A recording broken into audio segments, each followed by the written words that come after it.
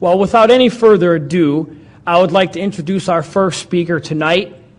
He is also a radio show host, and I'll let him give you the details on that. And so here you have it, Mr. Jack Otto.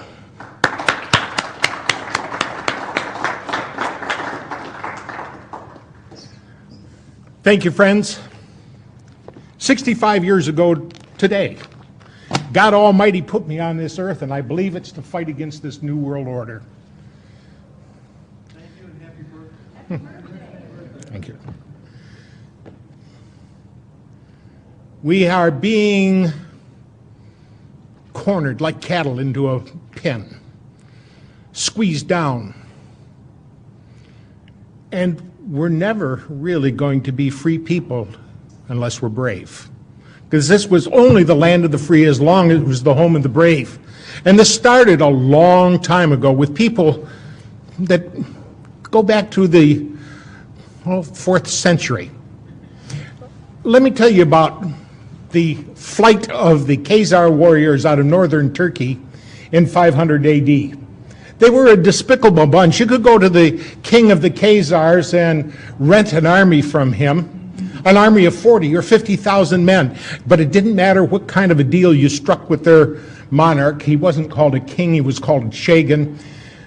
Once the battle was done, they rape and pillage. Doesn't matter what kind of agreement you had with the king. That's the way it ended up. And so as a consequence, people in the area garnered a great deal of animosity for these Khazar warriors. And in 500 AD, they were driven out, and as they came down south out of Turkey, some fled to the west into Romania and Hungary and became the Gypsies. The rest followed their monarch, the Chagan, up into the steppes of Russia and north of there to the Caucasus Mountains. And as they settled in there, they quite easily enslaved the relatively peaceful agrarian Slavic folks that were indigenous to the area. Then they came under pressure to take sides in a growing contention around them. Coming down from the north was Eastern Orthodox Christianity, and coming up from the south was Islam. And they knew that if they succumbed to pressure from either of those to join their organization and embrace their philosophy, it would surely offend the other. And so what they did was a politically expedient maneuver. He called in all the religious leaders of the area, and he got their input, and after the input, he announced, for me and my people, and we're talking about 20 million people and about 4,000 nobility, for me and my people, we choose to become Jews. Now, this was not a heartfelt conversion. This was not something that was deep in their breasts that they felt they needed to make a conversion because they thought that was the proper way to serve the Creator. This was something that was done as a political expediency. And in the course of studying about their new religion, and you do have to study it even if you're only going to charade, it is absolutely necessary to study about it so that you can fake it. And in the course of doing so, they came across a character with whom they could truly identify. It was Lucifer, the morning light that fell from grace and became Satan, the adversary. And they formed an inner circle within Judaism dedicated to the forces of evil. Let's define terms. What is a Jew? If you look back in your Old Testament, your Bible, there was 12 Hebrew tribes. The 10 northern tribes are called the house of Israel. The 2 southern tribes were called Benjamin and Judah. More properly pronounced Judah, because we didn't get the harder sound to the J until about 200 years ago. So this is what I would call real Jews, people from the tribe of Judah. And when we start talking about the New World Order, we are not talking about these people at all. We're talking about these Khazar warriors that only pretended to embrace Judaism. And so today, we find that about 92% of the people who claim to be Jews really aren't. They don't have a drop of Semitic blood in their veins. They are Khazar warriors with a new bent on life and a goal to conquer, to rape, and to pillage. And that philosophy has come down over time, and we see how effectively they have implemented it throughout history. Now, when they pretended to embrace Judaism, they drew upon the real Jews for some education, and they used the Hebrew alphabet as phonics to codify their Khazar language. And so now we look at that language called Yiddish or Jiddish and find that it is not Hebrew. It only appears to be. Now these people have run into some trouble over time. In 965 AD, they were overrun by the Varganians, which was Swedish-ruled Slavic people. Varganian is the Russian word for Vikings. And they were militarily defeated, which curbed their expansionist philosophy for some time. And then in 1140, they were literally overrun by the Mongols for Kublai Khan and Genghis Khan. And they were driven down into Eastern Europe. Their monarch, the king, or Chagan as he was called, fled to Spain and Portugal. Now, because these folks were a darker skinned people with black hair and brown eyes, it was easier for them to fit in with the folks of Spain and Portugal and Italy and Sicily than they could other places where they stood out and looked markedly different. And they took a great deal of control, especially in Spain and Portugal, so much so that they were discovered in conspiracy because they worked together to get themselves, one of them, into a position of authority where that person can work in tandem with others to get more of their people in authority and positions of power, and working it up to where they're running the show and milking everybody else. After they fled down into Europe, there was one of them, a guy by the name of Meyer Amschel Bauerberg, who decided to enter into clandestine world government. Meyer Amschel Bauerberg used the symbol outside of his father's silversmith shop, a large red shield, as inspiration for an alias. And he went by the name of Rothschild. That's German language for red shield. Now, Rothschild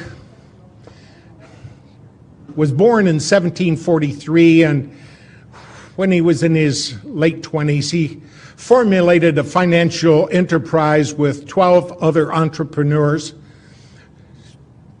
with the dedication, with the interest and the intent of conquering everybody and everything.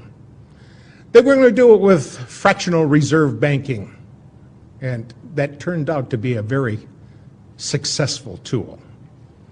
We found out about fractional reserve banking at the Bank of Amsterdam in 1610 when, like all fiat money inflations, it came to a roaring bust. And they learned from that and wanted to implement it wherever they could so that they could be the ones that benefited from that enterprise. Now, Meyer Amschel Bauerberg had 5 sons, and he took these 5 sons, and as they became of age, he sent them to foreign countries to operate not an independent banking system, but one in conjunction with the rest of their people. A system whereby Nathan, who went to London and soon proved himself to be shrewd, There was one named Coleman who passed himself off as Carl, and I think he went to Amsterdam. Jacob called himself James in Paris. And we find that throughout the world, in 5 big locations, they had banking institutions that had a very clever idea. And if these people weren't so evil, it would have been easier to admire what they did. But they had a system whereby you could go to one of the banks in one country and deposit gold with them and get a receipt for it. And then go to the foreign country where they had another office, take that receipt, and get your gold. And you didn't run the risk of losing your gold on the high seas, either to wind or to pirates or anything else. So in a way, it was kind of a clever scheme. However, these people were despicably evil, and their intent to make money was to not just put themselves for their head, but to hold others back. Now, Meyer Amschel Bauerberg lived to be, he lived from 1743 to the year 1812, and that's why we got that 1812 overture, was to honor him. His associates respected him and wanted to salute his passing. Meyer Amschel Bauerberg changed his name to Rothschild, and he also dropped the Bauerberg suffix and called himself Bauer, closer to home, where he lived there at 148 Judenstrassen in Frankfurt, Germany. They later moved down to 148 Judenstrassen, and it was from there that he was able to do much of his chicanery. And he got in league with a guy, William the Ninth of Hesse-Kassel.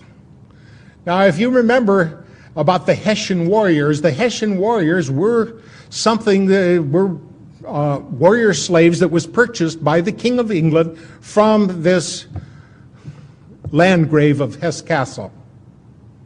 They were purchased for the price of $12,000, and much of that money was earned by just capturing these people through actual out-and-out brigand slavery and holding them until they could be sent to the king, and which they were told, don't ever let those colonists get a hold of you. They will skin you alive. Well, when the Hessian soldiers got captured by one of us, one of our forefathers, they started crying, oh, please don't skin me. And they said, well, skin you? We're not going to do that. Then they realized they had been lied to. Many of them came over and joined the revolutionary forces of the Americans, and a lot of them escaped out to the West and melded in and became what we might call squatters out there in the wide open West, like the rest of us did. Now, they did a pretty good job of interfacing with the Native Americans out there, and were able to garner some respect for them. So it was among these same people that brought about so much of the war that we see in front of us throughout history. It was fomented primarily for profits, and to scare us into believing that the only way that we could circumvent this war, to get this behind us, is if we were to form a league or United Nations. Now, the first attempt was when they had their man Napoleon. Now, Napoleon was the Emperor of France, but he came from Corsica, and it was shortly after Corsica was brought into the French Empire that he was given the nod to become the emperor and to engage his war. Now, this was shortly after that French Revolution. You know, I'm going to go back and take a step back here and talk about that French Revolution for a moment. See, it was shortly after a man named Adam Weishaupt, in May 1st of 1776, formulated an organization called the Illuminati. This was done on behalf of Baron Rothschild, and it was for the express purpose of fomenting their plans and executing their goals for conquest. Now, Adam Weishaupt encapsulated a game plan to bring about this world government, and in this game plan he had it mentioned in there that they were to take France in the year 1789. Now these plans were formulated into writing and translated by one of the Ingolstadt University professors, one of Professor Weishaupt's cohorts, a guy by the name of Xavier von Zweck. Now, Zweck translated these into French so that they could be taken to Paris and Silesia. Now, there was a courier, a guy by the name of Lannes, who had been an evangelist minister, but quit God and decided to become an Illuminati agent and a courier, and he was taking these materials by horseback through Bavaria. In a place called Regensburg, he was struck by lightning, and it killed both him and his horse. And people found this man, this dead man, and his horse with documents in the pouch, and these documents were passed up the chain of command to the Elector of Bavaria, who got to wondering, is there really a game plan out here to conquer the whole world? So he staged simultaneous raids on Rothschild's associates, primarily on Weishaupt's associates, and found a great deal of corroborating evidence, enough to convince him that there truly was a game plan out there to take the whole world. And there were 6 points to their game plan. They wanted the abolition of all religion, the abolition of property rights, of inheritance, and the worst one was down at the bottom of the list, the abrogation of the family. Now, we can see how that was implemented in Red China. Men went to one dormitory, women went to another dormitory, boys were here and girls were here, and the family was totally destroyed, and they used that to brainwash those people. When you got kids with no control over them except the one facilitator or his associates, the children are at their mercy. And it's planned for here, for us, for our children, for our grandchildren, our great-grandchildren. They intend to show no mercy. Now, this formulation of the Illuminati led them down the road to this game plan wherein they are working diligently to take over the whole world. And in the course of doing so, when this courier was found, the Elector of Bavaria, one Theodor von Dalberg, decided after he staged those simultaneous raids that he was going to contact every head of church and state in all of Europe and gave them a translation of the documentation that was found in the pouches of that dead courier, that apostate minister named Lannes. And so it was after the Napoleonic War when Napoleon ran into Lord Wellington at Waterloo and was stomped. Now, this would have been a big setback for Mr. Rothschild, but Mr. Rothschild had one of his associates following the war along. And this associate sent a message back to him by carrier pigeon. And the carrier pigeons let him know that Wellington had won. So what he did was he was in Paris at the time, and he jumped in a boat, and he had some men taking him through some terribly dangerous seas. Too bad he didn't get it right then and there, but nevertheless, he made it to the other shore, to Great Britain, and he sold all of his British financial securities. And then he started acting all so scared, like, and let the rumor out that Napoleon had won. Well, if Napoleon had won, everybody realized that their government was not going to be able to honor its financial obligations, and so they started selling theirs. And at the very depth of that despair, he quietly and surreptitiously had some of his friends start buying up those worthless securities. And so almost overnight, he increased his wealth by 21-fold. Now, it was time to disappear for a little while. He wasn't really popular because he had put out a false rumor that Napoleon had won. And when people found out that Napoleon hadn't won and they'd sold their government securities based on a lie, they were a little bit disappointed. But Baron Rothschild was in a position now where he could force a reformation of the Bank of England and cause his people to be put in positions of power and authority. And so, as a consequence, it turned out well for him. It turned out way too well for him. So it was after this Napoleonic Wars that they had this big meeting in Vienna.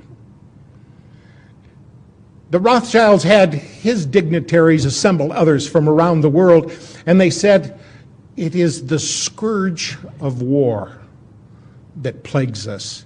And if we're ever to get rid of this scourge of war, we're going to have some kind of Congress where nations can come together and we can live through this modern age. One of the attendees was the Tsar of Russia. And he remembered the documentation that he had gotten from the Elector of Bavaria, and he had studied it. And he knew about this program by the Illuminati to take over the whole world. And he got up in the middle of that meeting and he denounced the whole process.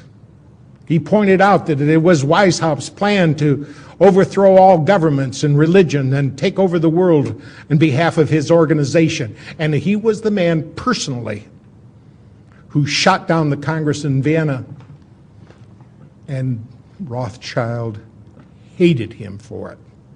And he swore that he or his heirs one day would destroy the entire Romanov family. And we saw that happen. Well, it was before our times. We didn't personally get to see it happen, but we sure have a recording of it in our history books. That in November 8th of 1917, I believe it was, that they went in and took over, killed the entire Romanov family, the Tsar and all his children. There's some speculation that one daughter, Anastasia, got away, and another son is alleged to have gone off over to Poland and become a military officer under an assumed name. There's lots we don't know about what went on. Lots we probably never will know about what went on. Because everything has been based on deceit and lies, and we find ourselves boxed into corners based on these untruths.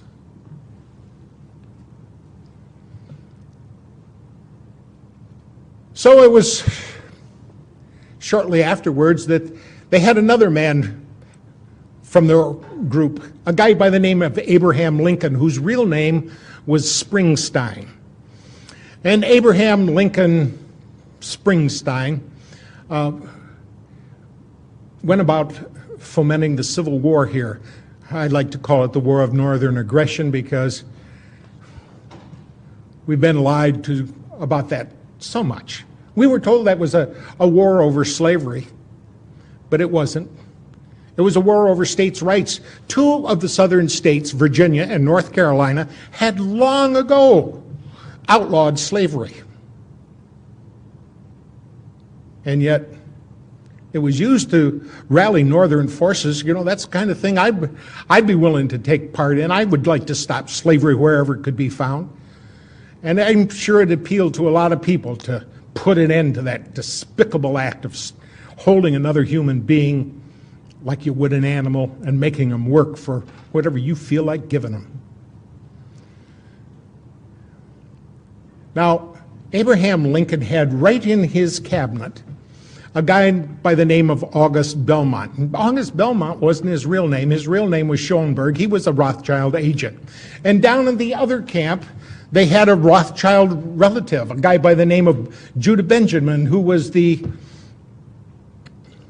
head of the secret police down there.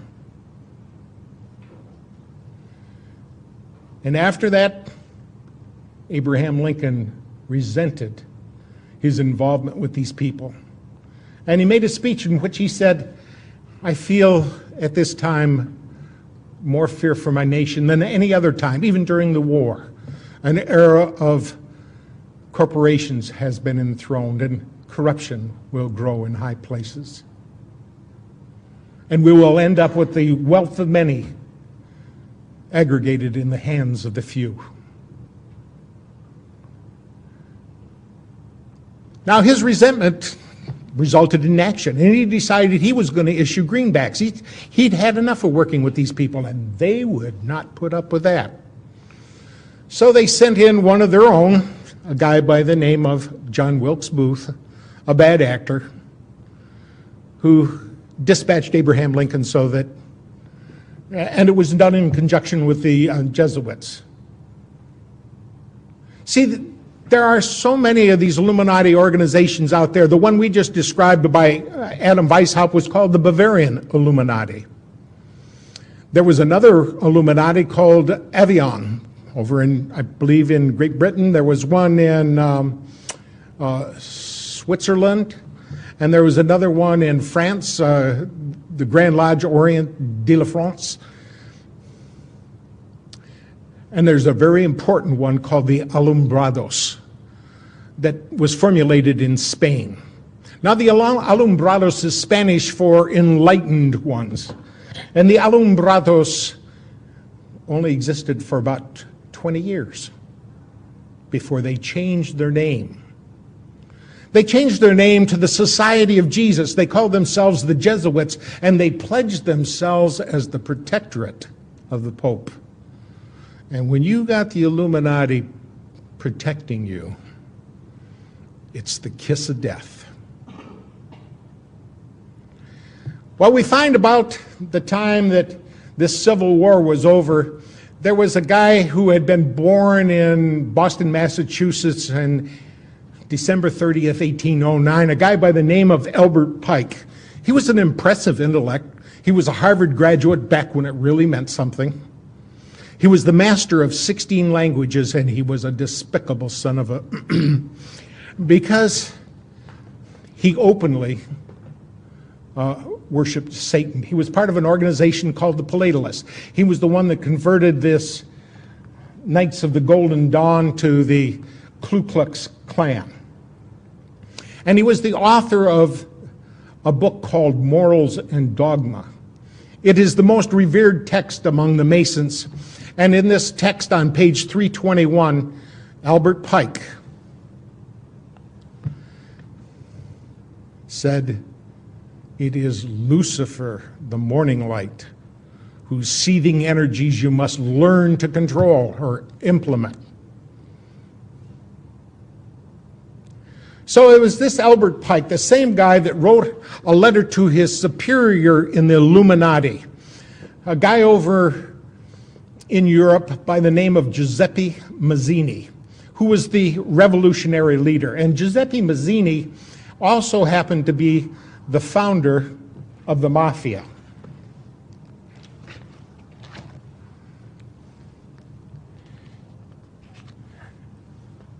This letter that he wrote to Giuseppe Mazzini on August 15 of 1871, outlined 3 world wars. And the first of those world wars was to be fomented between the differences between the German nationals and the Brits, and end up with the downfall of Tsarist Russia and the rise of communism. Any of us who studied any history at all knows that's exactly how World War I took place. Then World War II was fomented between the Zionists, between the German nationalists again, and the Brits to bring us in. And in World War II,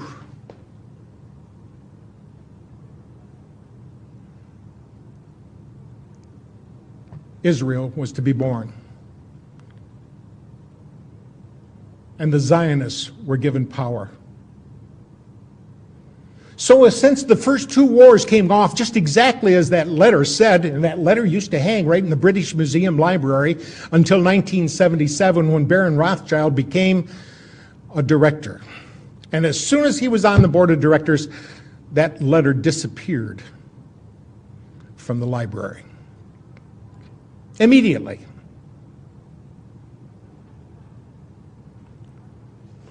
But since that letter so clearly delineated the first 2 world wars, I think we have to look at it seriously and take it to heart when it says in there so clearly that the 3rd World War will be fomented between the Zionists and Islam. Does anybody see that materializing today? Every place we look, we can see it happening. And we can see that the power they have here in this country to run things and to pull the nastiest little scams, and America believes it. Because they don't realize who it is that owns the newspapers. They don't realize who it is that owns the television. And sometimes they don't care. As long as there's going to be football on the Monday night and I got beer at hand, that's all that counts. Well, at least for a lot of people. And I think once they find that they have let their children and their grandchildren slip into tyranny, they may regret it. But regrets never come at the beginning, they always come at the end.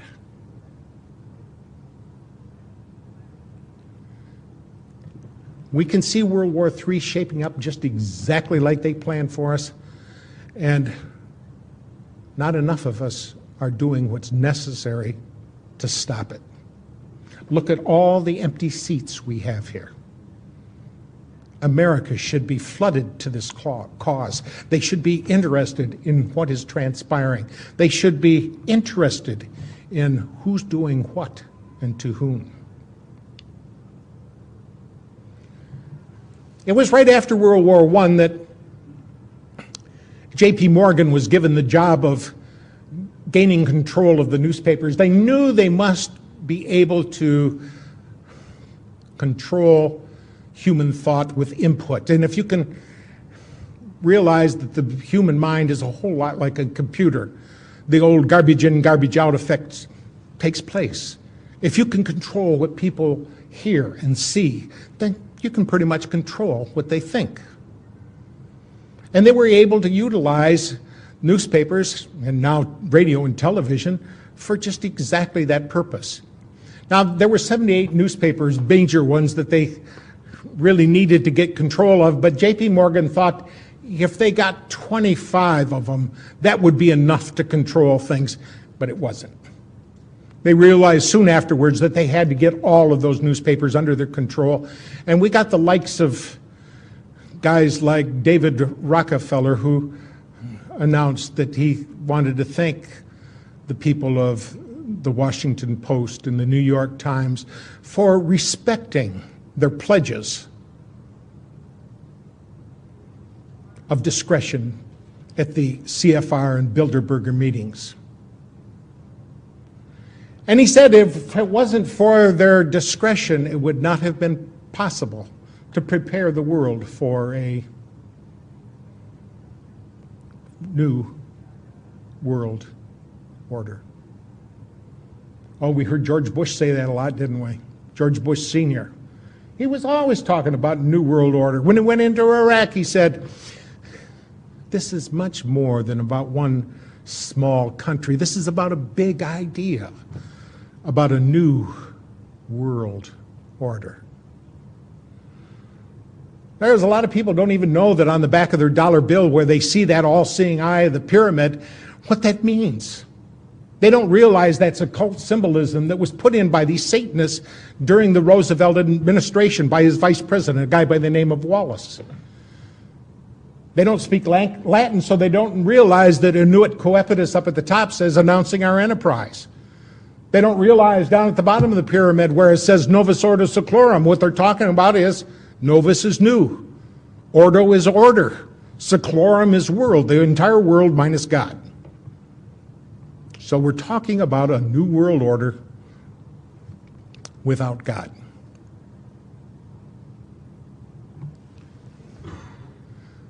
We have little time left. So much of what they've done has been implemented, and we can see that they were able to do a lot of this through fractional reserve banking. That was accomplished several times. We had central banks here in America, even when they weren't supposed to be, when the people were against them. Oh, they never dared to call it a central bank. But essentially, that's what it was. The War of 1812 was fought just because people weren't going to have a central bank. But by 1816, at the Treaty of Ghent, we had another central bank here in America. Through this fractional reserves, they are able to change prosperity and poverty. It's all done through the discount. If you lower the price that you lend to the member banks, they can in turn lower the price that they lend to their banks, who in turn can lower the price that they lend to people. And if it's low enough, people are going to go out there and borrow money and use it and get themselves trapped, not realizing how badly they are pinned in. Because all it takes is a little change on that lever and they start taking money out of the system. And when they take the money out of the system, it becomes sluggish. Just like you, if somebody took 1/3 of the blood out of your body, it would affect you. Well, that's what happened here. They told us that the Great Depression was brought on by people who were investing in the stock market on a shoestring. And because they had only 10% down, they had great marginal swings caused by the leverage of that debt. But the real truth of the matter is, the thing that really brought it down was they removed 1/3 of the money from circulation.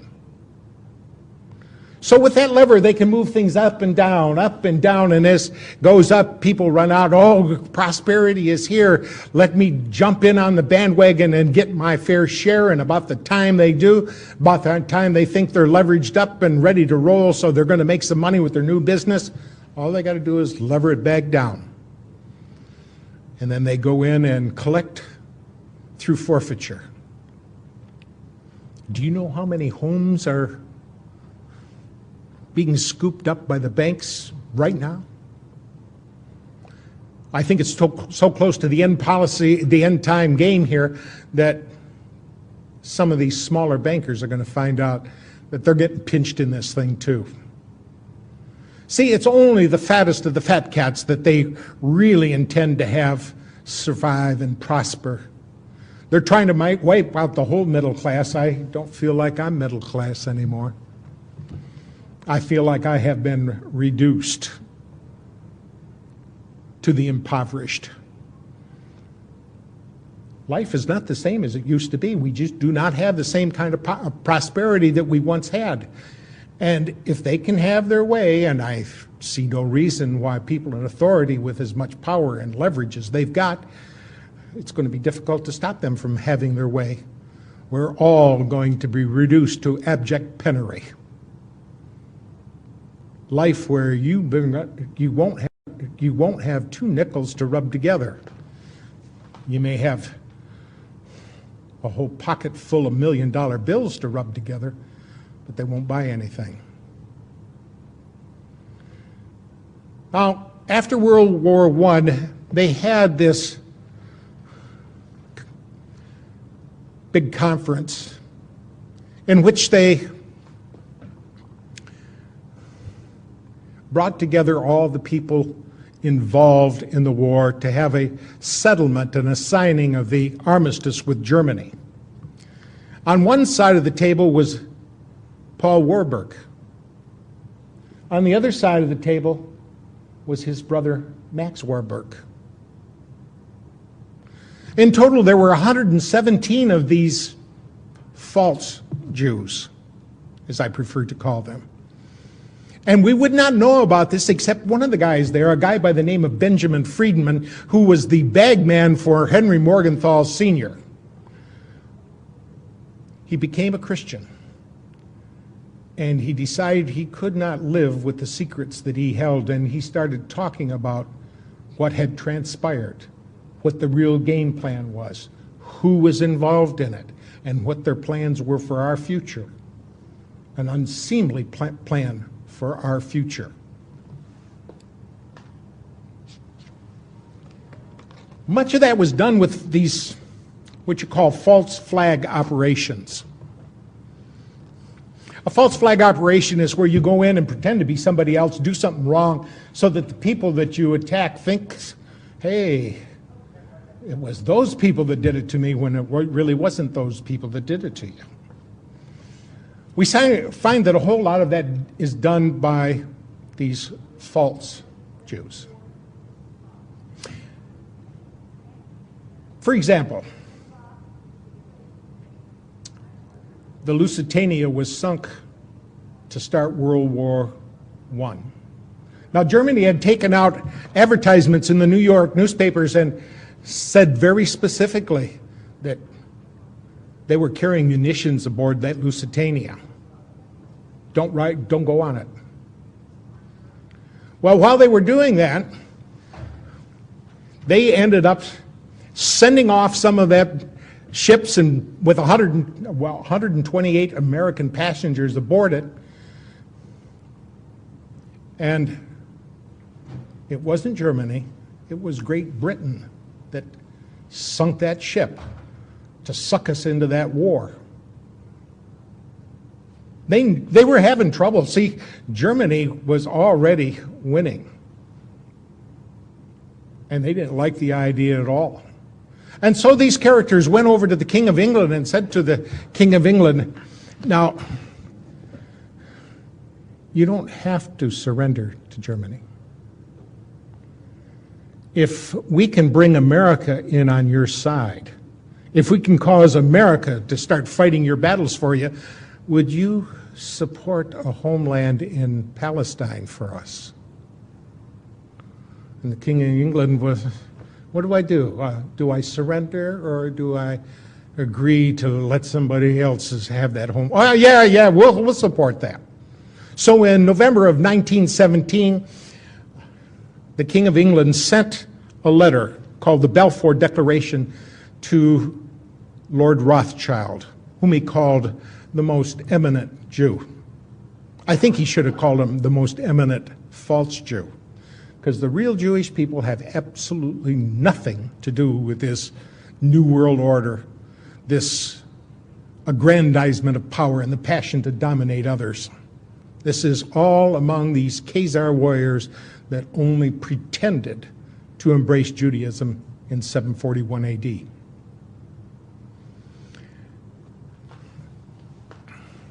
We find that as time went on, that we run across some of these things that these characters have done. And it was in May of 1919 at Dusseldorf, Germany, that the Allied forces obtained a copy of the Communists' Rules of Revolution. Now, you got to remember that communism was their front, too. When we find out the names of some of these characters, you realize, yes, this web is more intertangled than what you might realize. And we find that some of the characters, like Karl Marx, his real name was Kissel Moses Mordecai Levy. Karl Marx was just an assumed name. And he worked with people over there like Lenin, whose real name was Ulanov, and the commissar of the Red Army and Navy, called Leon Trotsky. His real name was Lev Davidovich Bronstein. And when you find out how all these people have been pulling together to foment so many of these things going on here, you should be forewarned. Because this is not just accidental history. This is conspiracy. People working together to do wrong. And by definition, a conspiracy is just two or more people planning in secret to do something wrong. And by that definition, there must be thousands, millions, maybe even billions of conspiracies going on all the time. But you mentioned something about what's going on. Oh, that's one of them conspiracy nuts. We've all been vilified by that label.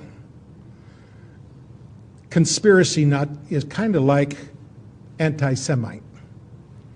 It's just a buzzword to say, they're onto us. They know who we are. They know what we're up to.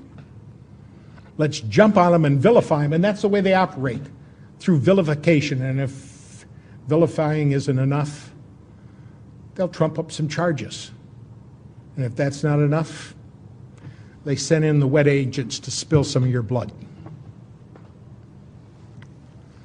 Well, in Dusseldorf, Germany, the communist revolution, rules of revolution came to light, and in 1946, a U.S. Attorney General obtained a copy of the same rules from a known member of the Communist Party. And today, these same rules are in effect, and I want you to compare these concepts with modern occurrences. There's three of them, ABC. A, corrupt the young. Get them away from a religion. Get them interested in sex, make them superficial, and destroy their ruggedness. We sure have a lot of wimps today. A lot of these young kids coming up just don't seem to have what it takes anymore. But they've been through the public fool system. They've been nurtured by their television. And it's hard to think anymore. It used to be when you went to school, they taught you how to think. Now you go to school, they teach you what to think. B, get control of all means of publicity. Thereby, and there's 7 parts to that, get people's minds off their government by focusing their attention on athletics, sexy books, plays, and other trivialities. And boy, have we become trivial. 2, divide the people into hostile groups by constantly harping on controversial matters of no importance.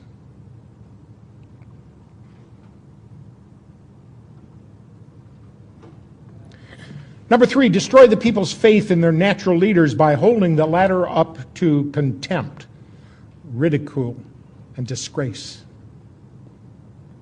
4, always preach true democracy, but seize power as fast and as ruthlessly as possible. Number 5, by encouraging government extravagance, destroy its credit, produce fear of inflation with rising prices and general discontent. That one has really been implemented with vigor. We're playing welfare Santa Claus to the whole world. Now take a look at Israel alone. We send $15,500 for every man, woman, and child. That's a lot of money Sometimes I think some of us wish, gee, I wish my government would give me that much each year. Now that's only the above board welfare. There is a sub rosa welfare. For example, that's our only friend in the Middle East. Therefore, we got to have a base over there to protect them. Do they give us a base, or do they rent it to us at a high price? Well, since we never find out exactly how much it's going to be, they can rent it at a high price, and nobody counts it as part of the great welfare.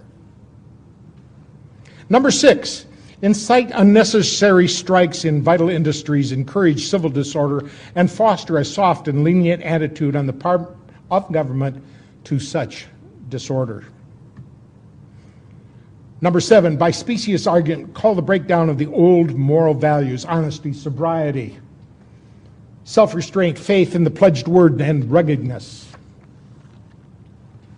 So those are the 7 reasons they wanted to get a hold of means of publicity so they could implement that. And number C of the communist rules of revolution, cause the registration of all firearms on some pretext with a view to confiscating them and leaving the populace helpless.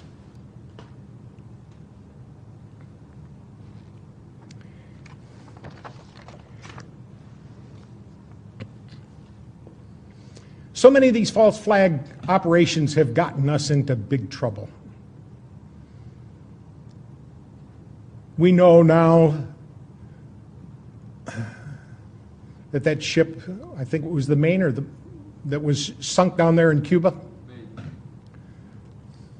We were told it's because the Spanish had mined the harbor, but we now know that the explosion took place inside the ship.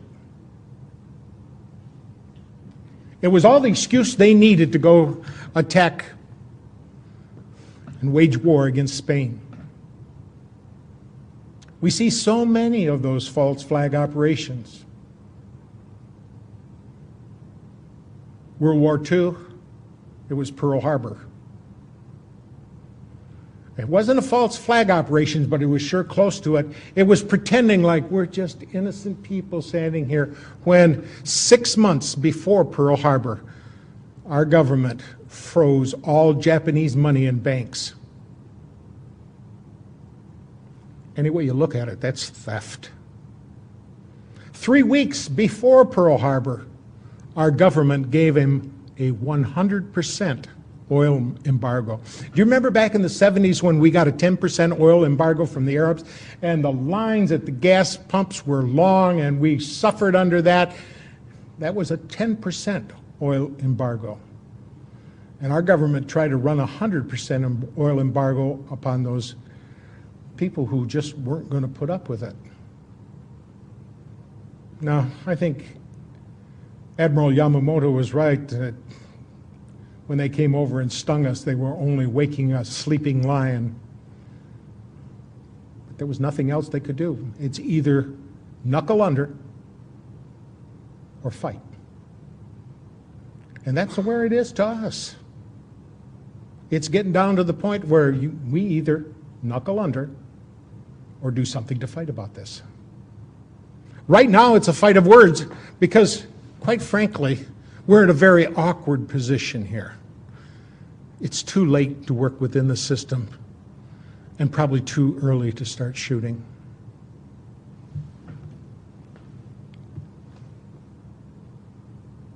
And I think there's a whole lot of us here in America that really and truly are gutless.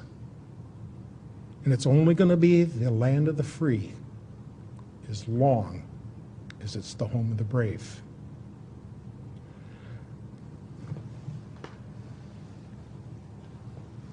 Well, we can see that after World War II, Franklin Delano Roosevelt, whose real name was Rosenfeld, hooked up with his good buddy over in the Soviet Union, a guy by the name of Joseph Stalin. His real name was Joseph Vissarionovich Jugashvili. Gashvili means son of. And he let his good buddy Joseph Stalin oversee the elections in much of Europe. And ironically, all those people decided to become pawns in the communist superstate. It was Joseph Stalin that said so clearly, and we better pay attention to what he has to say, those who cast their votes decide nothing. Those who count the votes decide everything. And we saw that happen here not too long ago in America, because George Bush got elected. And it was his brother down there in Florida that sure did a lot to swing the votes. Remember all those hanging and pregnant chads and all the excuses they had to not count a lot of votes and to count other ones that they shouldn't have.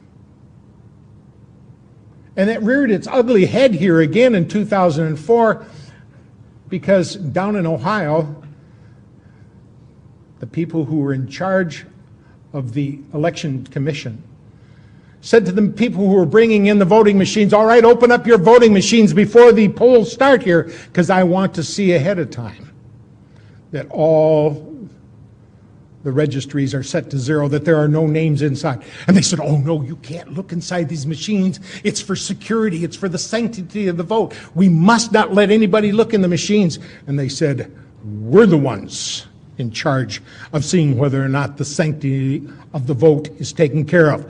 You're going to open up those machines right now. And there was a lot of protesting, a lot of weeping, and a lot of wailing, but they did end up opening up those machines.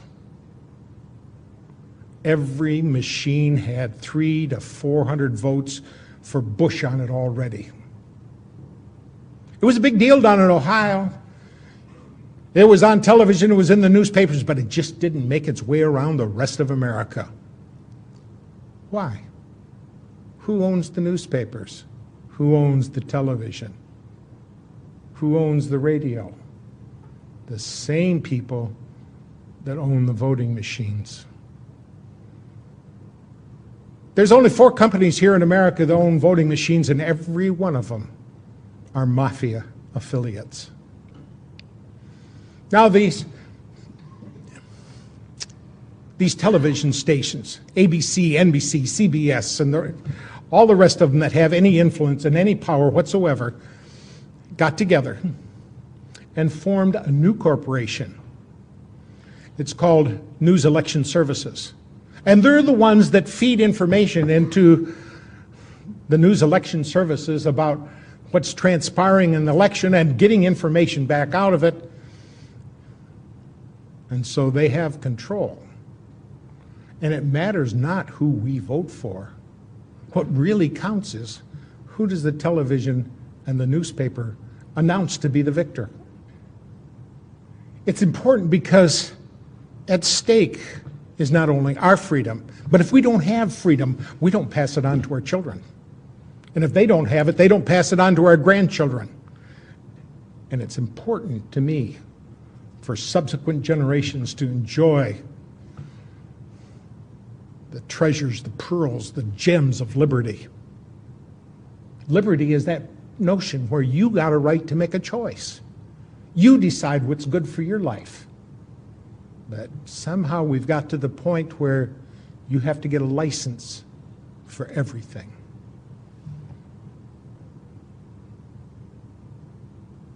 But as long as the people don't speak up, as long as we don't do what's necessary to inform the others around us, as long as we act lethargically rather than robust and animated champions of liberty, it'll slip right through our fingers. I have to ask you, are you willing to crank it up? Are you willing to pass out more DVDs? Are you willing to talk to more people? Are you willing to do what's necessary to safeguard our Constitution? For it was, I think it was Daniel Webster that said, safeguard your Constitution, for miracles do not cluster. What has happened once in 6,000 years may never happen again. And if the American Constitution goes down, there will be anarchy in the world. Let's safeguard it like it's precious. Thank you.